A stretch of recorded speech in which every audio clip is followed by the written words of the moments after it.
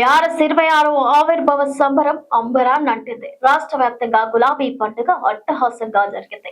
హైదరాబాద్ లోని బీఆర్ఎస్ కేంద్ర కార్యాలయం తెలంగాణ భవన్లో వేలాది కార్యకర్తల కోలాహలం నడుమ మండలి ప్రతిపక్ష నేత సిరికొండ మధుసూదనాచారితో కలిసి పార్టీ వర్కింగ్ ప్రెసిడెంట్ కేటీఆర్ పతాకావిష్కరణ చేశారు. బీఆర్ఎస్ 26వ ఆవిర్భావ సంబరం అంబరాన్నంటింది. రాష్ట్ర వ్యాప్తంగా గులాబీ పండుగ అట్టహాసంగా జరిగింది. హైదరాబాద్ లోని బీఆర్ఎస్ కేంద్ర కార్యాలయం తెలంగాణ భవన్లో వేలాది కార్యకర్తల కోలాహలం నడుమ మండలి ప్రతిపక్ష నేత సిరికొండ మధుసూదనాచారితో కలిసి పార్టీ వర్కింగ్ ప్రెసిడెంట్ కేటీఆర్ పతాకావిష్కరణ చేశారు. అదేవిధంగా జిల్లా నియోజకవర్గ మండల కేంద్రాలతో పాటు ఊరు వాడల్లో ఎంపీలు, ఎమ్మెల్యేలు, ఎమ్మెల్సీలు, మాజీ మంత్రులు, పార్టీ ముఖ్య నేతలు గులాబీ జెండాలను ఆవిష్కరించారు. అనంతరం అమరుల చిత్రపటాలకు పూలమాల వేసి నివాళులర్పించారు. తెలంగాణ తల్లి విగ్రహాలకు పూలమాలలు వేసి స్వరాష్ట్రం కోసం కేసీఆర్ నేతృత్వంలోని పార్టీ పోరాటాన్ని, ఉద్యమ ఘట్టాలను గుర్తు చేసుకున్నారు. కార్యక్రమంలో మాజీ మంత్రులు Srinivas Goud, Singireddy Niranjan Reddy, doctor Laxma Reddy, MP Vaddiraju Ravichandra, MLC Dasu Sravan Kumar, ఎమ్మెల్యేలు వివేకానంద గౌడ్, కౌశిక్ రెడ్డి, మాజీ ఎంపీ బడుగుల లింగయ్య యాదవ్, బీఆర్ఎస్వి రాష్ట్ర అధ్యక్షులు గెల్లు శ్రీనివాస్ యాదవ్, రాష్ట్ర నేతలు దేవి ప్రసాద్, సుమిత్ర ఆనంద్, గ్యాదరి బాలమల్లు, గోసుల శ్రీనివాస్ యాదవ్, అల్లింపురం వెంకటేశ్వరరెడ్డి, వై సతీష్ రెడ్డి తదితరులు పాల్గొన్నారు. కేసీఆర్ నేతృత్వంలో 14 ఏళ్ల సుదీర్ఘ పోరాటం, ఎందరో అమరుల బలిదానాలతో సిద్ధించిన తెలంగాణ ఇవాళ అరాచక శక్తుల చేతుల్లో బందీ అయ్యిందని, స్వరాష్ట్రాన్ని కాపాడుకునేందుకు మళ్లీ మనమంతా పునరంకితం కావాలని బీఆర్ఎస్ వర్కింగ్ ప్రెసిడెంట్ కేటీఆర్ ఉద్ఘాటించారు. తెలంగాణ భవన్లో ఆవిర్భావ వేడుకల్లో భాగంగా ప్రొఫెసర్ జయశంకర్ విగ్రహం, అమరవీరుల స్తూపానికి పూలమాలలు వేసి నివాళులర్పించారు. 2.5 దశాబ్దాలుగా ఎత్తిన జెండా దించకుండా పోరాడుతున్న ప్రతి కార్యకర్తకు, నాయకులకు, కేసీఆర్ అభిమానులు, మీడియా మిత్రులు, సోషల్ మీడియా వారియర్స్, కవులు, కళాకారులు, ఉద్యమంలో కీలక భూమిక పోషించిన విద్యార్థులు, ఉద్యోగులు, నిరుద్యోగులు, న్యాయవాదులకు హృదయపూర్వక కృతజ్ఞతలు తెలిపారు. దశాబ్దాలుగా దగాపడి అన్యాయానికి గురై నెత్తురు మండే జాతి ఎత్తిందే గులాబీ జెండా అని కేటీఆర్ పేర్కొన్నారు. రాజకీయ శక్తితోనే తెలంగాణ సమస్యలకు చరమగీతం పాడొచ్చనే సంకల్పంతో కేసీఆర్ డిప్యూటీ స్పీకర్, ఎమ్మెల్యే పదవులను త్యజించి గులాబీ పార్టీకి ఊపిరిపోసి ప్రత్యేక రాష్ట్ర పోరాటానికి అంకురార్పణ చేశారంటూ అట్లాగే పార్టీ యొక్క సంస్థాగత నిర్మాణం మీద కూడా చాలా విస్తృతమైన చర్చ జరిగింది. సభ్యత్వ నమోదు, పార్టీ యొక్క కమిటీలు, ఇవన్నిటి విషయంలో చర్చ జరిగింది. పార్టీ కమిటీలో ఇవాళ పార్టీ మీటింగ్లో ఈరోజు ఒక నిర్ణయం కూడా తీసుకోవడం జరిగింది. రాష్ట్ర వ్యాప్తంగా ఉన్న అన్ని కమిటీలు ఎక్సెప్ట్ స్టేట్ కమిటీ మినహా అన్ని కమిటీలను కూడా ఈరోజుతో రద్దు చేయడం జరిగింది.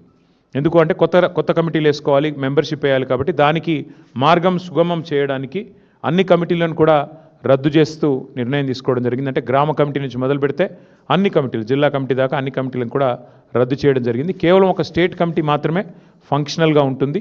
ఆ స్టేట్ కమిటీ ఆధ్వర్యంలో మెంబర్షిప్ కార్యక్రమానికి పోతాం. రాష్ట్ర వ్యాప్తంగా మరి ఈ మెంబర్షిప్ కార్యక్రమాన్ని కూడా రెండు మార్గాల్లో చేస్తాం. ఆన్లైన్ మరియు ఆఫ్లైన్. అంటే ఆన్లైన్ అంటే డిజిటల్ మోడ్లో, ఆఫ్లైన్ అంటే మరి పుస్తకాల ద్వారా, మెంబర్షిప్ పుస్తకాల ద్వారా 2 మార్గాలుగా తప్పకుండా చేస్తాము. మా ఆలోచనల్లో ఒకటే, రాశి కంటే వాసి ముఖ్యం. అందుకే ఎంత సభ్యత్వము, ఎన్ని లక్షలు అన్నదానికంటే కూడా మరి ఎంత క్వాలిటేటివ్గా మనం మెంబర్షిప్ చేయాలి, తెలంగాణకి ఒక రక్షణ కవచంలాగా ఎట్లా మన కార్యకర్తలు, మన నాయకత్వం నిలబడాలి అనే ఆలోచనతో మరి వారిని కేవలం మెంబర్షిప్ చేయడమే కాకుండా, మెంబర్షిప్ జరిగిన అనంతరం కమిటీల నిర్మాణం మాత్రమే కాకుండా ఆయా కమిటీలకు మరి మొత్తం ప్రతి నియోజకవర్గంలోని మరి ముఖ్యమైన కార్యకర్తలందరికీ కూడా శిక్షణా తరగతులు కూడా, నాయకత్వానికి అట్లాగే మరి కార్యకర్తలకు కూడా శిక్షణా తరగతులు పెట్టాలనే నిర్ణయం కూడా తీసుకోవడం జరిగింది. షెడ్యూల్ మొత్తం కూడా మీకు తొందరలోనే వెల్లడిస్తాము.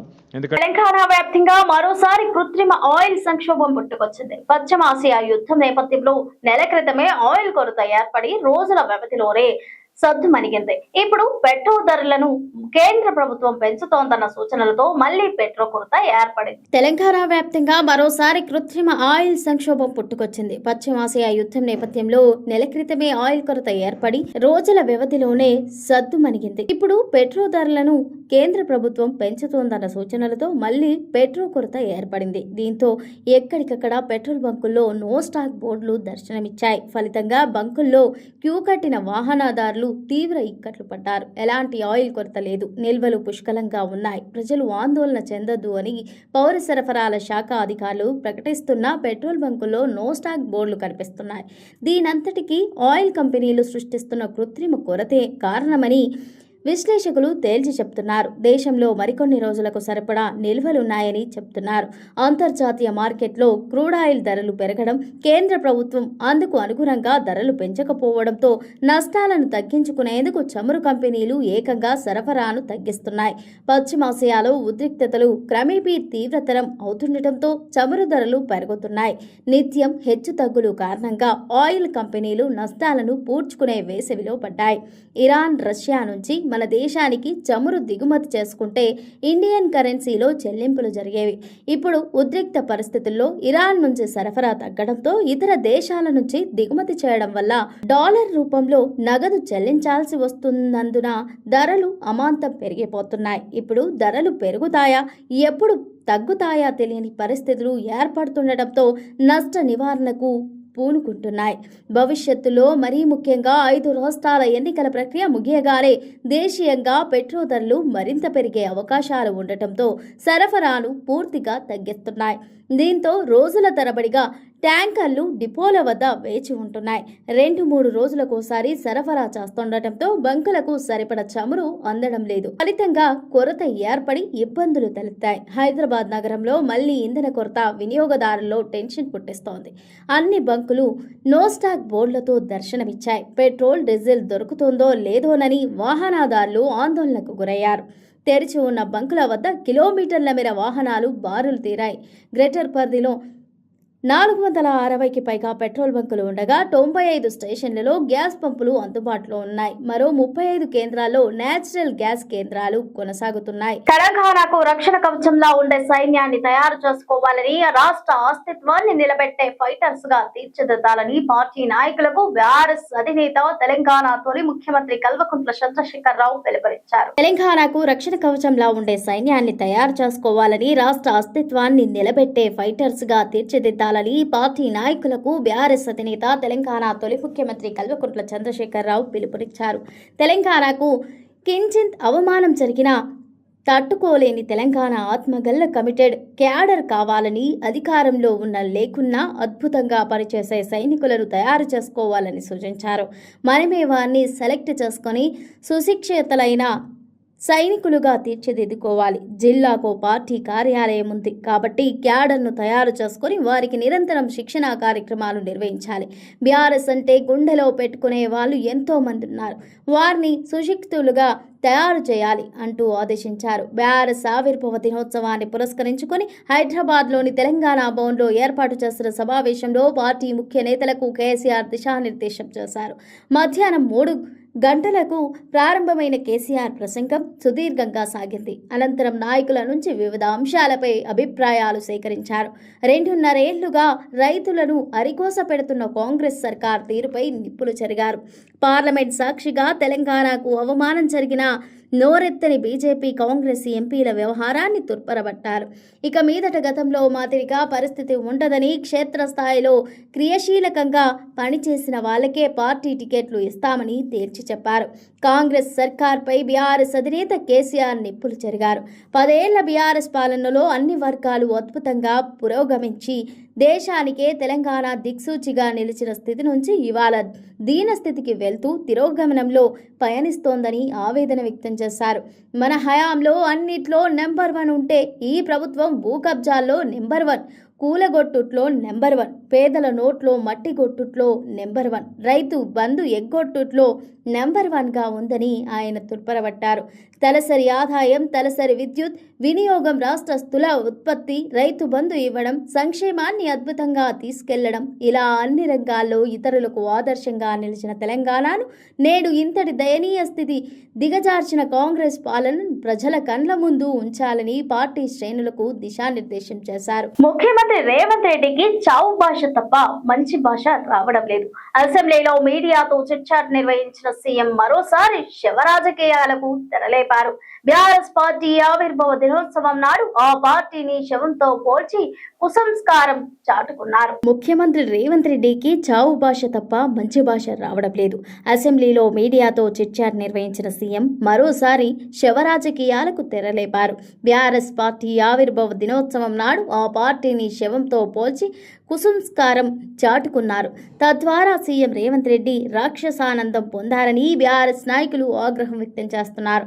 సీఎం రేవంత్ రెడ్డి మాజీ సీఎం కేసీఆర్ పై మరోసారి రోతకూతలు కోశారు. కేసీఆర్కి ఏమైనా జరిగితే తనకేం లాభం అంటూనే ఆయనకు చెడు జరగాలని పరోక్షంగా వ్యాఖ్యలు చేశారు. కాళేశ్వరం ప్రాజెక్టు విషయంలో ఘోష్ కమిషన్ నివేదికపై హైకోర్టు ఇచ్చిన తీర్పుపై సీఎం స్పందించారు. కమిషన్ రిపోర్ట్ ఆధారంగా కేసీఆర్, హరీష్ రావుపై చర్యలు తీసుకోవద్దని హైకోర్టు ఆదేశించిందని తెలిపారు. కాళేశ్వరంపై తమ ప్రభుత్వం సిబిఐ విచారణ కోరిందని, ఆ ప్రక్రియ వెంటనే చేపట్టాలని కోరారు. లేదంటే ప్రభుత్వం తరఫున కార్యాచరణ చేపడతామని, తాను మంత్రి ఉత్తమ్ కుమార్ రెడ్డికి సిబిఐ డైరెక్టర్ను కలుస్తామని తెలిపారు. రాశి కంటే వాసి ముఖ్యమని నేను భావిస్తాను. పేరుకు 1,00,000 దాటింది, 2 లక్షలు దాటింది అన్నట్టు కాకుండా చాలా క్వాలిటేటివ్ గా పనిచేయాలి. నిజంగా నికరంగా ఎంత అయితే మెంబర్షిప్ అవుతుందో అదే పద్ధతుల్లో చేయాలంటూ బీఆర్ఎస్ నాయకులకు పార్టీ వర్కింగ్ ప్రెసిడెంట్ కేటీఆర్ సూచించారు.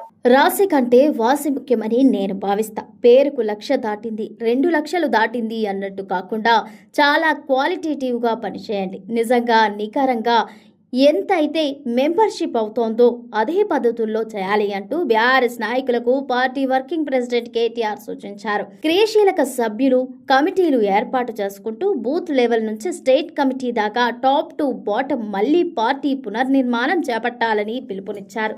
తేదీలు త్వరలోనే చేస్తామని వెల్లడించారు. పార్టీ ఆవిర్భావ వేడుకల అనంతరం బీఆర్ఎస్ అధినేత తెలంగాణ తొలి ముఖ్యమంత్రి కేసీఆర్ నేతృత్వంలో తీసుకున్న పలు నిర్ణయాలు, తీర్మానాలను మీడియాతో వెల్లడించారు. ఈ సందర్భంగా కేటీఆర్ మాట్లాడుతూ పేపర్ వర్క్, ప్రిసైడింగ్ ఆఫీసర్ల నియామకం, ఎన్నికల ప్రక్రియ, బుక్స్ ప్రింటింగ్ వంటి వాటికి కొంత సమయం కావాలని, ఆ ప్రక్రియ పూర్తవగానే కేసీఆర్ ఆధ్వర్యంలో మరో సమావేశం ఉంటుందని వివరించారు. ఇప్పటి వరకు ఉన్న కమిటీలు రద్దు చేసి కొత్త కమిటీల ఏర్పాటుకు అడుగు ముందుకు వేస్తున్నట్టు తెలిపారు. రాష్ట్రంలో బీఆర్ఎస్ ముఖ్య నేతలు, నాయకులు, కార్యకర్తలు పార్టీ సభ్యత్వ నమోదుపై దృష్టి సారించాలని కేటీఆర్ సూచించారు. ఈ క్రమంలో ఒక్క స్టేట్ కమిటీ మినహా రాష్ట్రంలో బీఆర్ఎస్ నుంచి అన్ని కమిటీలను రద్దు చేసినట్టు కేటీఆర్ వెల్లడించారు.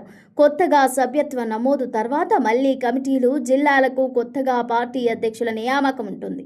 దానికో ఫార్మాట్, ప్రిసైడింగ్ ఆఫీసర్ నియామకం చేయాలి. ఎవరైనా పోటీ పడదలుచుకుంటే పోటీ పడొచ్చు. ఆ ప్రక్రియ మొత్తం సాఫీగా కొనసాగడానికి స్టేట్ కమిటీ ఉంటుంది అని తెలిపారు.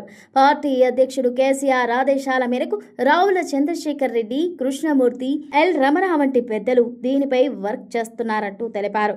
సభ్యత్వాలను పర్యవేక్షించడానికి స్టేట్ లెవెల్ కమిటీ ఉండాలి. ప్రతి నియోజకవర్గానికి అబ్జర్వర్లు, కోఆర్డినేటర్లను కూడా నియమించాల్సి ఉంటుంది. ప్రతి నియోజకవర్గానికి స్పెషల్ గా స్టేట్ పార్టీ నుంచి కోఆర్డినేటర్లను పంపిస్తాం. దానికోసం స్టేట్ కమిటీ ఒక లైవ్ ఉంటుందంటూ తెలిపారు. ఏపీలోని మహిళలకు శుభవార్త. రాష్ట్ర ప్రభుత్వం శుభవార్త అందించింది. అంగన్వాడీ కేంద్రాల్లో ఖాళీగా ఉన్న పోస్టులను భర్తీ చేసేందుకు త్వరలోనే నోటిఫికేషన్ జారీ చేయనుంది. ఈ విషయాన్ని స్త్రీ శిశు సంక్షేమ శాఖ మంత్రి గుమ్మడి సంధ్యారాణి తెలిపారు. 2 విడతలుగా వీటిని భర్తీ చేయనున్నారు. ఏపీ మహిళా శిశు సంక్షేమ శాఖ మంత్రి గుమ్మడి సంధ్యారాణి కీలక ప్రకటన చేశారు. అంగన్వాడీల్లో 5,000 పోస్టులను భర్తీ చేయనున్నట్లు ఆమె వెల్లడించారు. అంగన్వాడీల్లో ఉన్న 5,000 హెల్పర్ పోస్టులకు త్వరలో నోటిఫికేషన్ ఇవ్వనున్నట్లు ప్రకటించింది. పార్వతీపురంలో ఆమె పర్యటించారు. ఈ సందర్భంగా కీలక ప్రకటన చేశారు. మొదటి విడతలో 2,645 పోస్టులతో పాటు 2వ విడతలో మిగిలిన పోస్టులను భర్తీ చేస్తామని చెప్పారు. అంగన్వాడీలను బలోపేతం చేసేందుకు చర్యలు తీసుకుంటున్నామని, అంగన్వాడీ వ్యవస్థను మరింత బలోపేతం చేస్తామని గుమ్మడి సంధ్యారాణి పేర్కొన్నారు. మినీ సెంటర్లను మెయిన్ అంగన్వాడీ కేంద్రాలుగా అప్గ్రేడ్ చేస్తున్నట్లు గుమ్మడి సంధ్యారాణి తెలిపారు. ఇక అంగన్వాడీల్లో పనిచేసే ఆయాలకు ప్రమోషన్ ఇస్తామని, అంగన్వాడీ కార్యకర్తలుగా వారి బాధ్యతలు అప్పగిస్తున్నట్లు చెప్పారు. వారికి టీచర్ హోదా ఇచ్చి జీతాలు అందించినట్లు తెలిపారు. త్వరలోనే 2645 హెల్పర్ పోస్టులకు నోటిఫికేషన్ జారీ చేస్తామని, నియామకాలు పారదర్శకంగా నిర్వహిస్తామని తెలిపారు. అర్హులందరూ దరఖాస్తు చేసుకోవాలని ఆమె సూచించారు. ఇక రాష్ట్రంలో 257 ఐసీడీఎస్ ప్రాజెక్టుల పరిధిలో అంగన్వాడీ సేవలను మెరుగుపరుస్తున్నట్లు తెలిపారు.